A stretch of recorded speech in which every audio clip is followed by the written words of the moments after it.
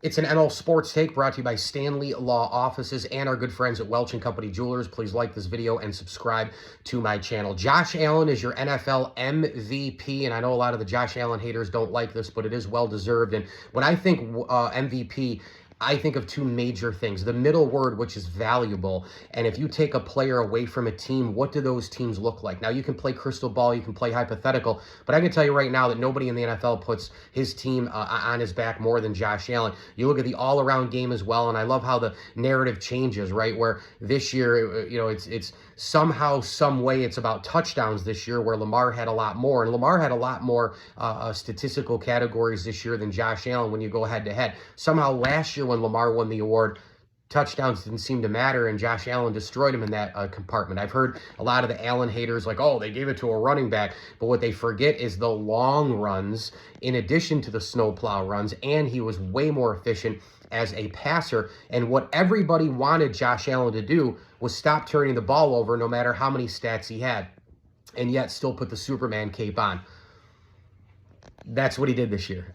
He only lost, one fumble, or he only fumbled once. I can't remember if it was a loss or not, and the interceptions were way down. And then when you saw the Superman cape come on, he delivered with that unreal play against San Francisco. He delivered with the great run against Kansas City, although all for naught, because the Bills can never beat the Chiefs when it matters. What about the games against the Rams, against the Lions? So we've seen Josh Allen do remarkable Superman-like things, as good as he ever has, but it's been the efficiency as a passer. He needs to get a little bit more accurate, obviously, in the deep ball game as well. The Bills, they threw the ball deep quite a bit this year. You'd be shocked to find that out. They were frequent in doing so, but they weren't efficient in doing so, and they need to figure that out. Maybe get a stretch guy, and certainly drops hurt Josh Allen a little bit as well, but he did throw some balls that were more uncatchable from that 10 to 15-yard radius this year than previous years, but everything else was so polished. Everything else was so good. He was the runner. He was the thrower. He was Superman when he needed to be. He quarterbacked the team to the Final Four, and again, in that game against the Chiefs, it was more coaching and drop balls and inefficient defense than it was Allen. I'm not saying Allen was perfect, but again, I don't think he's ever the number one reason why they lose in the playoffs. The other thing that you have to look at with the word valuable is, how is this player in the postseason? And I know that he's not, I know it's not a postseason award. I know that. But maybe the voters are starting to think a little indirectly about that, right? I mean, it's like, if Lamar Jackson, if postseason were considered, Lamar Jackson wouldn't have an MVP right now. He's been a brutal postseason player when it matters the most. And statistically, Josh Allen has been an almost perfect playoff player. So I look at valuable in that regard as well. So if you take him away from the team, hypothetically, what does it look like? I think the Ravens are a better football team than the Bills. Put it this way. If you took Lamar away and took Josh Allen away and took Saquon Barkley away from their respective teams, what team would be hurt the most? It'd probably be between the Philadelphia Eagles and the Buffalo Bills, but the Eagles have recently been to the postseason, and they made Super Bowls without Saquon Barkley. Josh Allen, you take this guy away, and I don't know if they can hang on to the division. I don't know if they can win one playoff game. Certainly, they wouldn't have beaten Baltimore in the playoffs. If you take Lamar away, and let's say you plug in a Sam Darnold, they still have Derrick Henry. So, and a formidable team across the board, and possibly, arguably, again, in the biggest spots, is the coaching better? I think the Bills out-coached him. I think they outplayed him. But again, if you take away Josh Allen, coaching gets a lot better when you don't have to try to stop him as well. So the elite quarterbacks can take away a good coaching. They can take away a lot of deficiencies. Lamar does that as well. Lamar's a great player.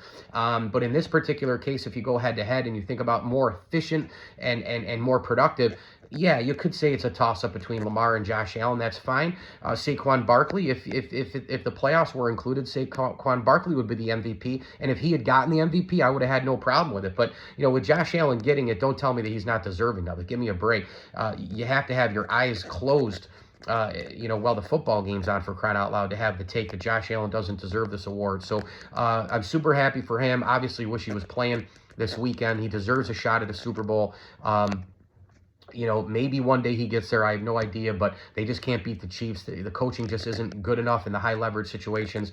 But taking all of the Chiefs stuff away and not being alive still and not playing for the Super Bowl and all the Allen hate and all that sort of thing, from a pure Buffalo Bills franchise and brand standpoint, think about this for a second. your quarterback is the NFL MVP. That's a big deal. It's on the national stage. They haven't had an MVP since 1991 when I was 12 years old when Thurman Thomas won it. Think about that for a second. The NFL MVP, considered by voters the best player in the league. He's in Western New York. He's playing for the Buffalo Bills. And there's still one thing left to accomplish for that franchise, and we all know what that is. By the way, 11 other teams still have yet to win a Super Bowl as well. Congratulations to Josh Allen, my favorite player in the NFL as well.